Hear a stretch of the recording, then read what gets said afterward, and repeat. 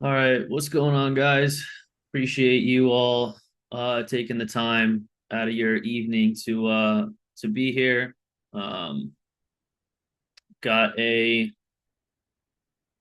pretty impactful, if I do say so myself, presentation. So this is all about building the basics, right? Building a true foundation that is unshakable, right?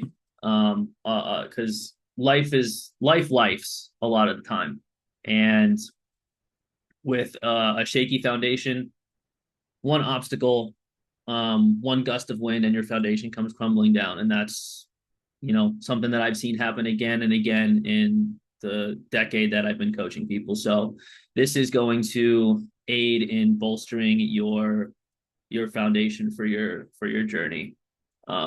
So this is an important one because I think a lot of you guys have not really heard this before, but if weight loss doesn't stick for you, it's not because you're lazy, weak, or undisciplined or unmotivated. And I want you to let that sink in because I bet you a lot of you feel that way and have been carrying that for a long time. Um, and the reason I say that is because every single one of you on this call is an incredibly capable human being. You're managing careers, you're managing families, you're managing schedules, relationships, responsibilities. Like you're all fucking adults. You already know how to show up and work hard in some capacity. You do hard shit every single day. So effort isn't the issue. So then what is? So the problem is that most weight loss approaches are they're built on the idea that if you just push harder and restrict more and lock in tougher and dial it up to the 100th degree, you know, and if you do that long enough, then results are going to stick around. And that completely ignores how human beings actually live. Because, like I said, real life is a shitstorm. It's stressful. You get exhaustion. You get unmotivated. You get emotional overload. You've got social pressure. Aging bodies, hormones, all this other shit. So when something doesn't work, you need to have a plan that's flexible. And instead of thinking, what's wrong with me? It's, is this system designed for my life? And this is the body ops difference. Every single one of you on this call has a different plan. None of you guys have the same plan. And that's where each coach gets to step in and customize that plan to your life. And that's the difference that creates a sustainable process so that you don't have to worry about gaining and regaining the same 20, 30, 40, 50 pounds the rest of your life. And speaking of gaining and regaining the same 50 pounds the rest of your life, this is the cycle that many of you get caught in, and it's the diet cycle of failure. And I'm 100% certain every single one of you have lived in this cycle um, at least once. And again, you're not the failure; it's your approach. And a lot of people get caught in this storm for years and years and years. And basically, what it is the trap that you get caught in is you see a new flashy, awesome diet online or whatever. And you're all in. You're like, I'm going to cut out all the carbs. Screw sugar. I'm never having sugar again. You cut out all the joy of life. You cut out all the fun. I'm never eating this again, whatever the fuck it is. That's step one. Step two, you crack because life fucking happens. You get stressed, you get tired, you get overwhelmed. You're a human being and you slip up. And then when you slip up on that too restrictive plan, then you feel guilty. You feel like shit. You feel like you blew it. You beat yourself up. And instead of adjusting and being flexible, you spiral. And then before you know it, 4 months have gone by and you haven't done jack shit. You're heavier than when you first started. And then the cycle starts again. You get reinvigorated over some new, stricter, harsher diet, and you think you just need more discipline, and the cycle continues. So you don't need to answer, but raise of hands, how many of you on this call right now have been caught in that before? Every single one of your hands should probably be popping up. I can't see everyone, but so again, it's like it's not because you lack willpower. You don't need to try harder. You don't need to suffer more. You're not broken. You were just given the wrong plan. You were given a plan that's built on rigidity, right? And it's like if you went to a furniture store and grabbed a new desk and the instructions were all backwards and you weren't given all the parts to complete your desk, would you get mad at yourself for not completing the desk? No, you'd be pissed at the company who didn't give you the shit that you needed to build the desk. And that's exactly what you guys do. You blame yourselves when it's really just a system problem. So we're going to go over how do we make this system really really work so that you're not caught in this cycle over and over again. So this is another big one. And this is a huge reframe that I want all of you to burn into your brains. Weight loss is not the real goal. You think it is. Stability is the real goal. That's what matters. Because anyone can lose weight for a short window of time. Anyone can.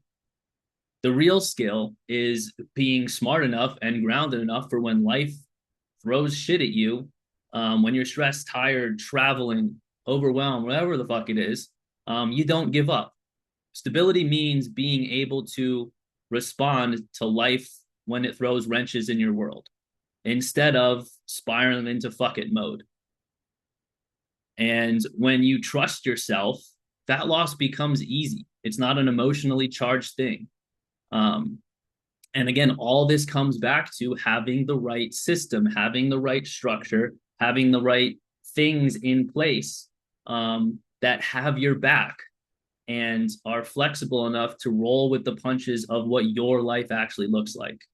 So, curious before we move on, real quick, where do you guys usually lose momentum? And what tends to throw you off track, or what has thrown you off track in the past?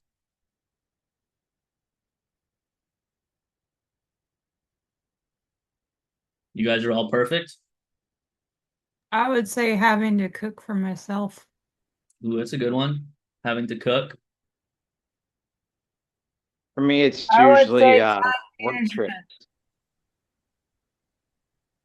I would say time management. Time management, another good one. What else do we got?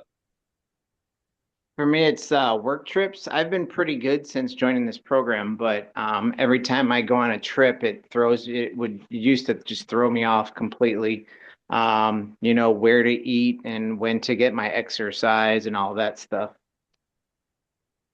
It's a big one. Travel throws a wrench in everything. We got one more.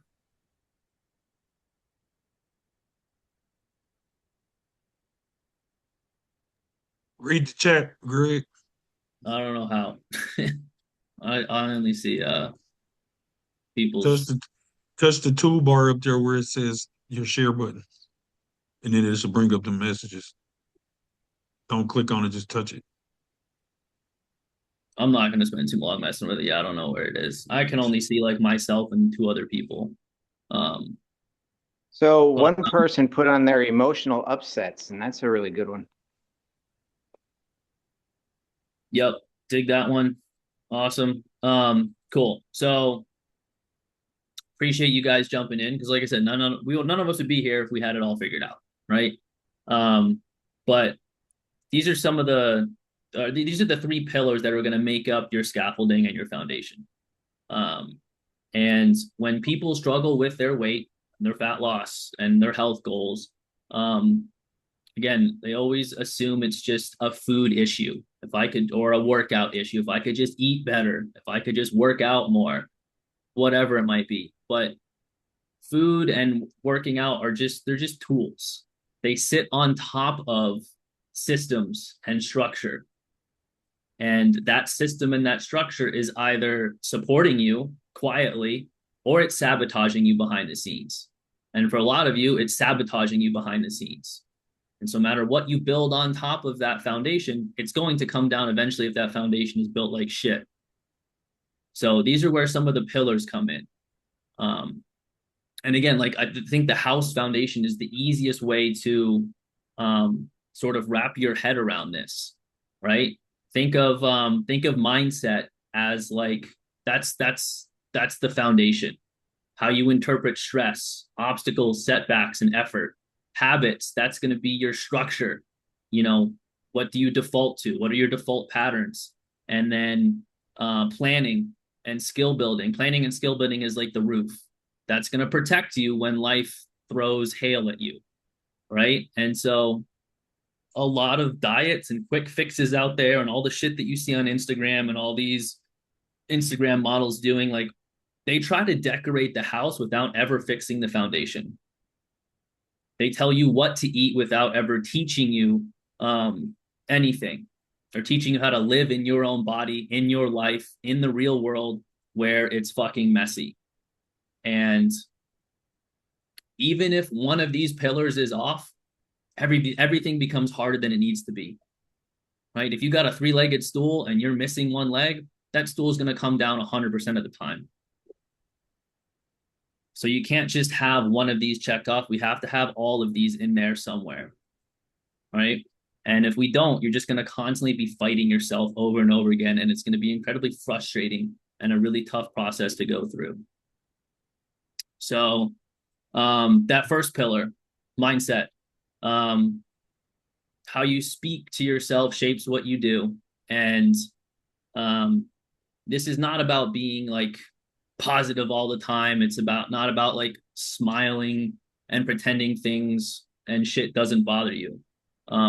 It's about how you interpret things when they go wrong, when they're hard, you know. This and there's a couple different things to think about when it comes to this mindset piece. And I'm sure many of you skipped the little gratitude on your action list, and it matters. You probably think it's like stupid and, you know, it's just this tiny little thing, but no, your mindset is what is going to shape everything that you do.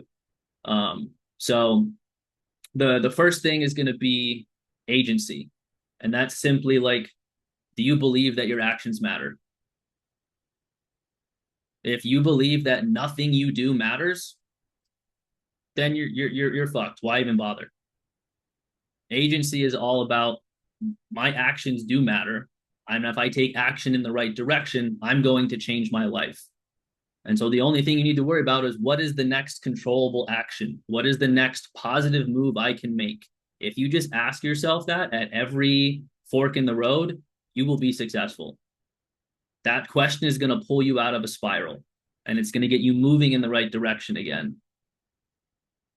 Next is the next mindset piece is privilege, right? It's getting out of it's reframing the I have to track, I have to work out, I have to get my steps, to I get to work out, I get to track, I get to move my body in a meaningful way, even if it's uncomfortable.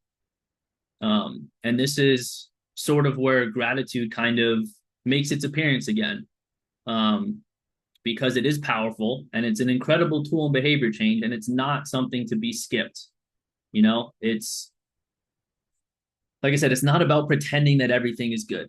It's about regulating your nervous system, because when you feel resentful, from whether it's like about your body or your routines, your habits, or whatever, you're unconsciously going to resist every change that gets thrown at you. And it seems more like punishment, but with gratitude, you break that cycle, you interrupt that pattern, and it grounds you into what is working and not getting caught in this sort of struggle mindset. And gratitude has been shown to reduce emotional reactivity, lower stress hormones, improve impulse control, improve follow through under pressure. All these things that are like make or break when it comes to your journey.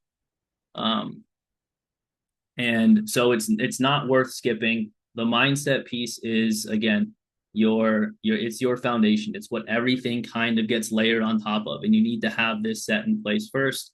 Otherwise, everything you try to stack on is just going to slip away and fall apart. How many of you guys have self-defeating thoughts? I got a question, Greg.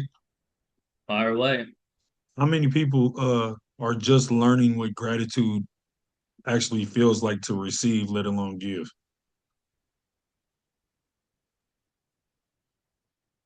Okay, Tammy, you raised your hand. Scott, you raised your hand. Why is that? Was it, did you never receive it before, or did you not know what it was when you heard it?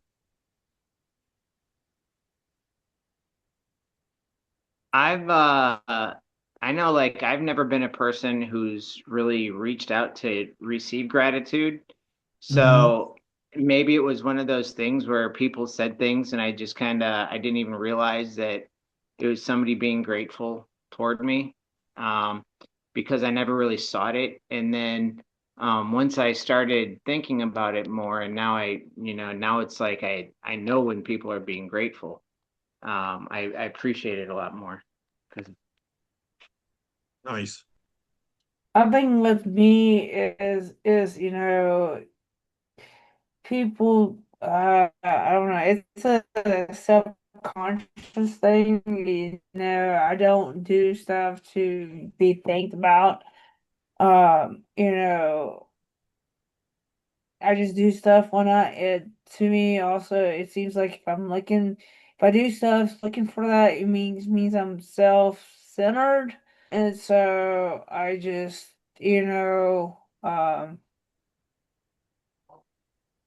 rather do stuff to just because it needs to be done, and I don't look for gratitude to do it. But if I'm doing something, I guess it's just how it's taught. Is if you're looking to get gratitude for doing something, then you're self-centered. And so I don't particularly like being gratitude because I don't want to seem like I'm self-centered. That's might make sense. Kinda, but you're not really looking for it if somebody's offering it to you. So probably someone telling you they're grateful for you just makes you uncomfortable because I see what your point is. It makes you uncomfortable because it seems like you're looking for it, but you're really not.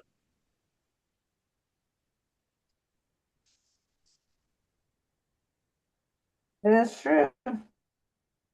Well, I appreciate you guys sharing that. And this is the last sort of the last piece of mindset. And Eric's question kind of plays nicely into this, but all the thoughts that you guys have are not facts. It's just your brain coming up with things based off of past experiences. And if every human being treated every thought that we had that ever crossed our mind as truth, we would all be serial killers.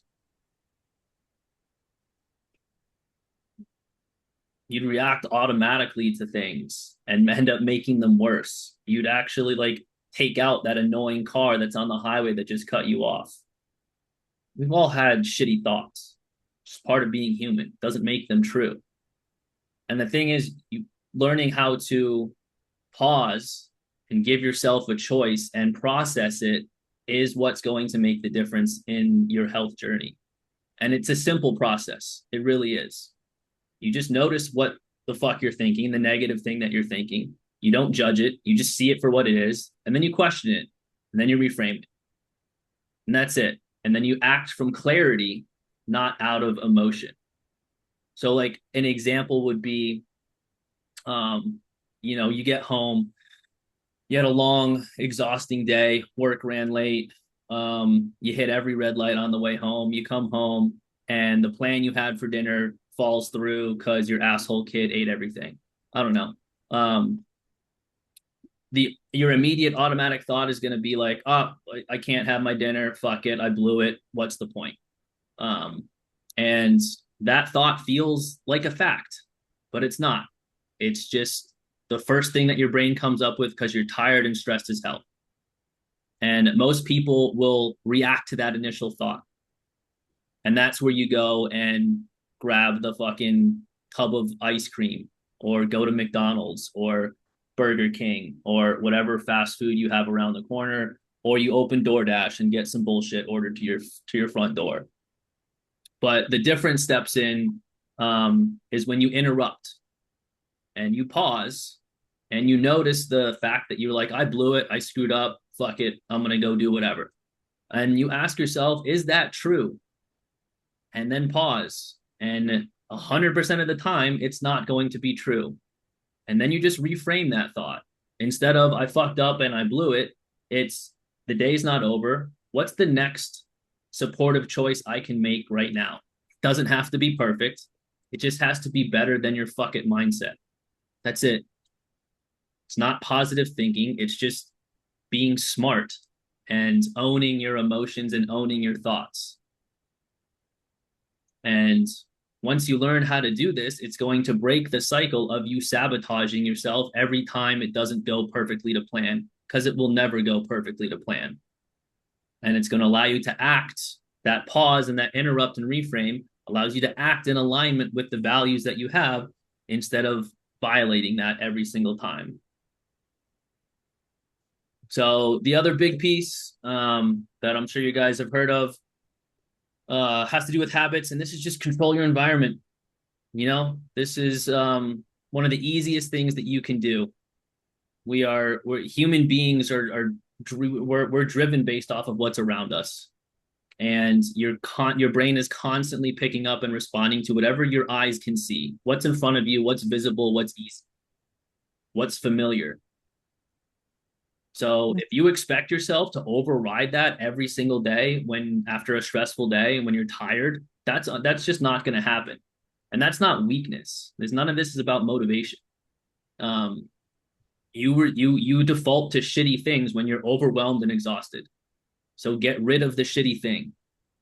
It's that simple. Shape your environment to make it really hard to make a bad choice. You have all this shit in your closet and your freezer and whatnot, like on a bad day, it's going to be the go-to thing. But if you have a slightly healthier option instead of the shitty option, you've got no choice but to grab and be okay with that slightly better option. This is how you quietly support your entire journey instead of constantly feeling like you got to white knuckle and push harder and push through and say no to things. Just get it out of your space, adjust your environment. And with that supportive environment, you don't have to fight yourself every single time. It's that simple. So the last thing, or the second thing that I have on habits is just habit stacking. This is a super easy way to make change feel easier. Because every single one of you have habits, whether they're good or bad. You have habits that you do that you readily rely on. So habit stacking works because it just takes whatever you're already doing and adds to it. How many of you guys raise your hand if you make coffee in the morning? Sometimes. Cool. Easy example. Drink a glass of water while it brews. You've got your first glass of water down. That's habit stacking. How many of you watch TV? Move your body while watching. Do a stretch. Stand up. Pace during the ads. Are there even ads anymore on TV? I don't even know. But you get what I'm saying. I watch TV on the treadmill. See? There you go. Beautiful. Perfect example. If you do happen to be cooking dinner, cook a little extra for tomorrow. Reduce resistance by tacking on a habit to something that you already do. And then you don't ever feel like you have to change or uproot your life to include that habit because it's just attached to something that you already do. And this is how you stop relying on motivation and just start relying on structure and design. And it becomes easy. It becomes seamless. So the last pillar here is having to do with planning and skill building, right? And this is where I think planning was one of the ones that someone mentioned too, and sort of time management. But planning gets a bad rep because a lot of people think that it means restriction. But planning is not about control. It's about relief, because uncertainty is one of the biggest drivers of things like stress eating and impulsive choices and shitty choices. When you don't know what's coming, your brain is going to go for the easy, comfort, fast thing. Planning simply removes uncertainty before it becomes a problem, before it becomes overwhelming. And it doesn't mean rigidity. It doesn't mean perfect weeks. It just means asking a simple question ahead of time. How do I make the next version of my life a little bit easier? Planning is like it future proofs yourself. That's all it is. And without that plan, you're left to just shoot in the dark, and that never works. The thing that I pair with this is skill building. I'm not going to go into these in depth, but there's 3 basic skills that if you can nail, everything else becomes easier. And the first one is just cooking confidence. You don't have to be a fucking chef. It doesn't have to be perfect. It just has to be something that doesn't taste like shit, is easy to make, and is reliable. That's it. None of you have to be a world-class chef to meal prep. The second thing is emotional regulation. I sort of touched on this in the mindset piece, but learning things like what is emotional hunger versus physical hunger. Learning how to sit with discomfort without numbing it with food. All these are skills that you can build. And the last one, and I think we've got presentations on all of these, honestly. Last one is sleep hygiene. Sleep is going to affect your appetite regulation, your cravings, your ability to handle stress, your decision making. Poor sleep makes consistency feel impossible. And it has nothing to do with being weak. It just means you're just fucking tired and fried. You don't have to master everything. You just have to master a few key leverage points in order to make this whole thing work in your favor. Out of those 3, what ones do you guys feel like you have checked off, or do you have none of them checked off? What ones come easy and what ones come tough? I know sleep hygiene is the one thing. Then I failed in cooking confidence, but I mean I still try to do new recipes and stuff. Sometimes I did good and sometimes I don't. And emotional regulation, I go see it there. There you go. Appreciate you sharing. I've actually locked on the sleep hygiene, and I started this last semester, kind of coinciding with starting this program, and no matter what happened, my line in the sand was I get adequate sleep, and so now it's not even a thing for me. I manage or average anywhere from 6.5 to 8 hours of sleep a night. And it is the game changer, 100% the game changer, because you think clearer about the food choices you're going to make, or even when you have that emotional moment, you're like, yeah, I don't need that actually. And you just keep going and you don't partake in the stuff that pulls you off the wagon. Yeah, I love that. Yep. So if you can anchor sleep, it's going to keep your head above water every time. You know what, Greg? In my world, the emotional regulation, once that's controlled, building cooking confidence and sleep hygiene is easier. Because if you don't have control of your emotions and your emotions control you, they can affect your sleep a lot. And if I'm not getting sleep, I'm really not gonna have the confidence to do anything, right? And the coaches know this, and some of my clients know this. I used to generally be a very angry person, so I used to sleep less than I do now because I got angry quick. But when I got a hold of that, and when I mean by quick, I mean anything. So if I cook something and I burned it, I get pissed at it because I fucked up. I didn't like to feel. So it's it was more of a I get control of that. I got control of everything, right? And then it's perfect for this slide as the structure. So for structure planning and skill building, you have to have discipline. Those take discipline. So once you master the discipline of that, you know what I'm saying? Which, granted, we as coaches, we've mastered it a little higher than most people, but we still struggle with it too sometimes, right? Life still happens to us too. But when that's mastered, it makes everything easy to me.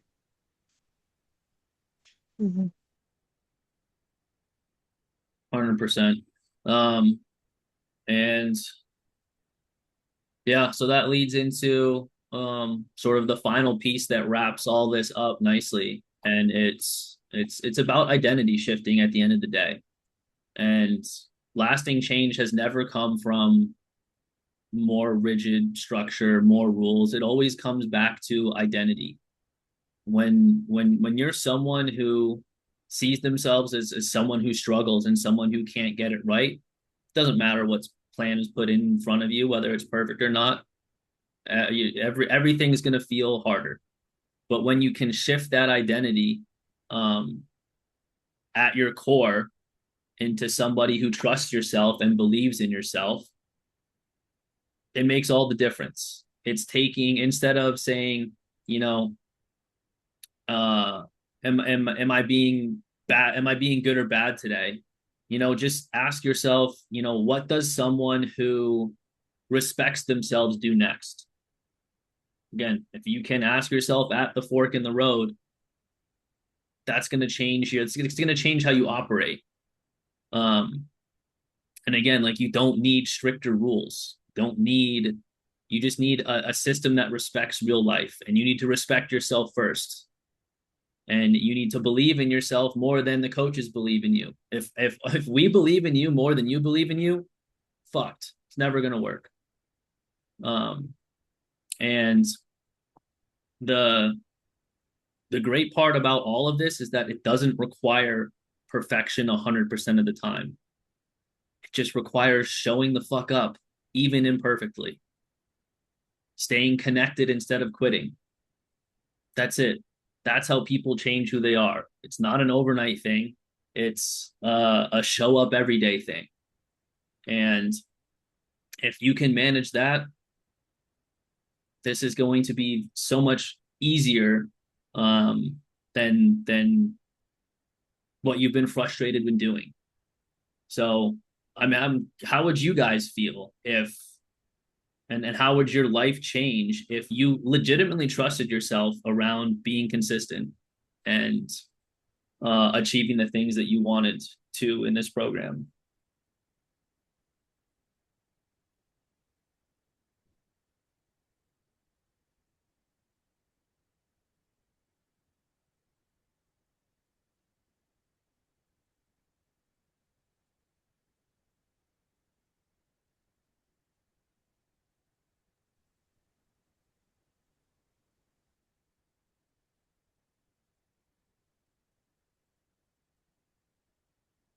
I'll be honest, I don't really know how to answer that question because it's like some things and then it's no things and then it's like I'm already, doing what I'm doing now and it's working and maybe it's time to add more, but I don't know. That's an answer. Appreciate the honesty. What else do we got? How would your life be different if you knew you would be consistent 100% of the time?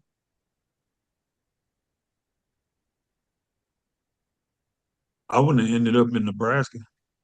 I promise you that. I would have been overseas somewhere.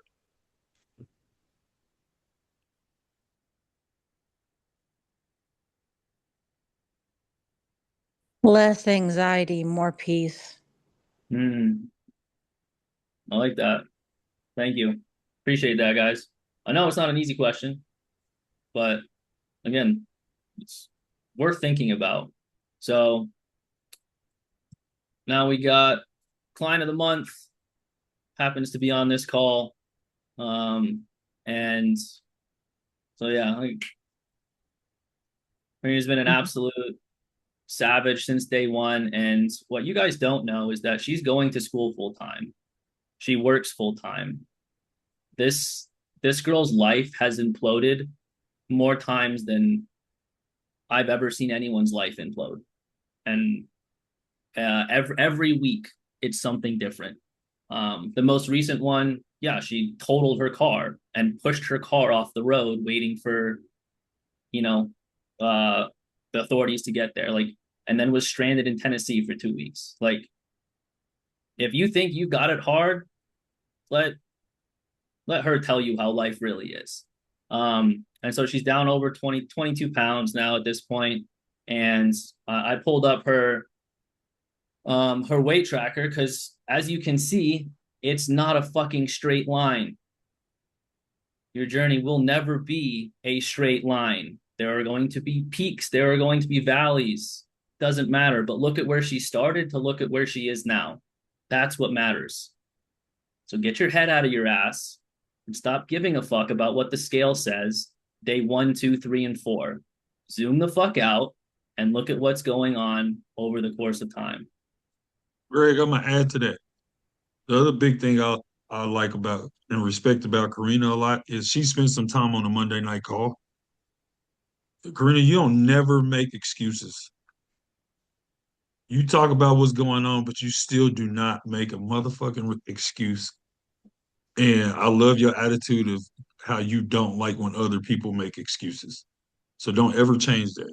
Right? You also that person that don't need to be told, hey, keep going. You can do this, right? She don't need to do that. When she sets her mind to something, she does it. So I tip my hat to you. Yeah. Thank Hell yeah. you. Second that. And book of the month has I guess not a whole lot to do with the presentation, but it's still a very, very good book. And it's basically how to cultivate lasting joy, basically in a world of suffering. And it's a really, really wonderful story. And you realize that like joy is a choice, not a result of circumstance. So I really enjoyed this book, and if anyone's curious to hear a little bit more about it, I'd be happy to share. Greg, But this applies perfectly. You just explained why people are here in the first place. yeah, I guess that's true. Yeah. So the concept of the book matches just right. So good choice.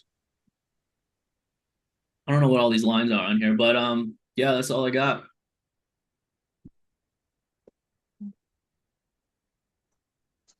Y'all can all unmute if you want.